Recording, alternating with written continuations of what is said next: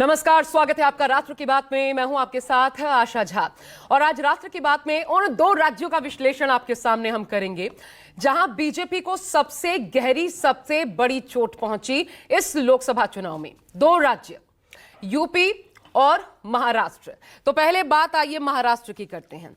महाराष्ट्र अहम हो जाता है क्योंकि पिछले बार के मुकाबले इस बार अगर परफॉर्मेंस के लिहाज से देखा जाए तो न सिर्फ यहां पर तगड़ी फाइट थी बल्कि बीजेपी या यूं कह लीजिए कि महायुति कुल मिलाकर के एक बहुत बड़ा झटका, बहुत बड़ा नुकसान यहां देखने को मिला। अंदर खाने चर्चा जारी है कि आखिर हार की वजह क्या रही।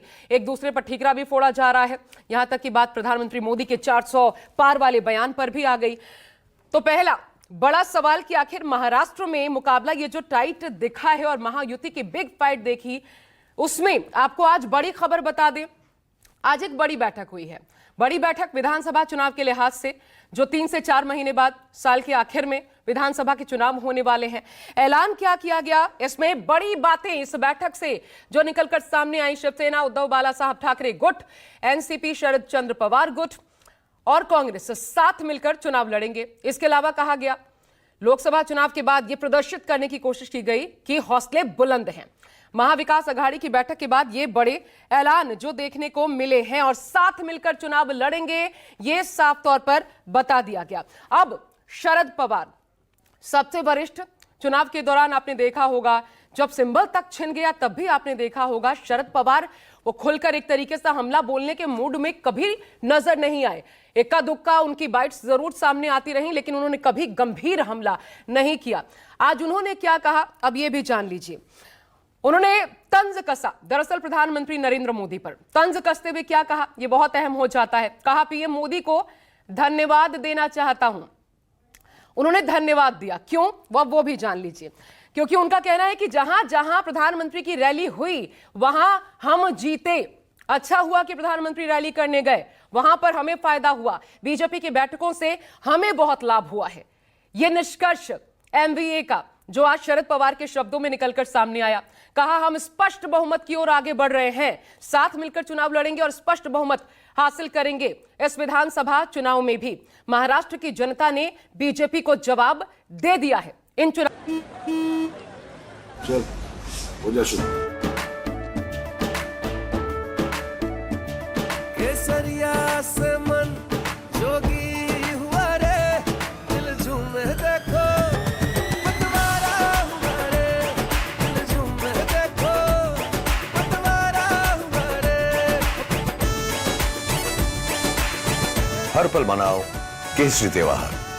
विमल बोलो जुबान केसरी। चुनावी नतीजों से तो ये शरद पवार ने जो कुछ कहा आज, आगे सबसे अहम जो निष्कर्ष निकलकर सामने आया, उनका कहना है अजित पवार गुट को देखते हुए देखिए, छोड़ गए लोग हमें, उनको हम किसी कीमत पर वापस नहीं लेंगे। वापस लेने का सवाल ही नहीं बनता। जब उनसे मीडिया ने पूछा, दरवाजे पूरी तरीके से बंद है, यह साफ तौर पर डिक्लेयर कर दिया शरद पवार ने। हालांकि राजनीति संभावनाओं के खेल, आगे क्या होता है, अजित पवार खुद क्या चाहते हैं, ये तमाम बातें चुनाव को अभी वक्त है देखने को मिलेंगी।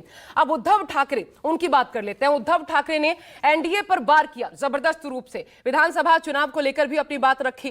कहा विधानसभा चुनाव हम साथ मिलकर लड़ेंगे, एमवीए महाविकास अघाड़ी साथ लड़ेगा, हमारी लड़ाई साथ देखने को मिलेगी और हमारी लड़ाई लोकतंत्र को बचाने की थी पहले भी, और इसका असर चुनाव में देखने को भी मिला। जनता ने हमारा साथ दिया। सवाल उठाया कि प्रधानमंत्री मोदी की गारंटी का क्या हुआ। बहुत गारंटी की बातें प्रधानमंत्री खुद किया करते थे, आखिर उस गारंटी का क्या हुआ, जनता ने विश्वास क्यों नहीं किया। अब मोदी सरकार एनडीए में तब्दील हो गई है, यह निशाना साधा प्रधानमंत्री नरेंद्र मोदी पर सीधा सीधा। हालांकि मोदी तो है नहीं, विदेशी दौरे पर है, तो यह निशाना साधा सीधा प्रधानमंत्री नरेंद्र मोदी पर आज उद्धव ठाकरे ने। और देखिए, मराठी मानुष राज्य को लूटने वालों को वोट नहीं देगा। आगे विधानसभा चुनाव को लेकर के क्या तैयारी है, इस पर खुलकर बोलते नजर आए, हौसले बुलंद दिखे उद्धव ठाकरे के। यह विजय अंतिम नहीं, लड़ाई अभी शुरू हुई है, उनका यह भी कहना है।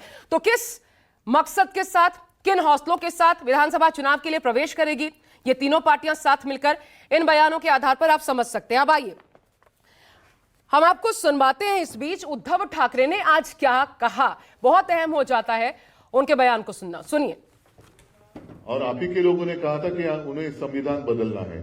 फिर जो उन्होंने नैरेटिव सेट करने की कोशिश की थी, मंगलसूत्र तुमसे चोरणार, वो क्या असलियत थी? अच्छे दिन आएंगे वो तो हम भूल गए, वो नैरेटिव का क्या हो गया? वो 15 लाख रुपए लाने वाले 2014 से अगर हम शुरू करें तो कितने नैरेटिव उन्होंने जो किए थे वो सारे झूठे थे। मोदी गारंटी का क्या हो गया?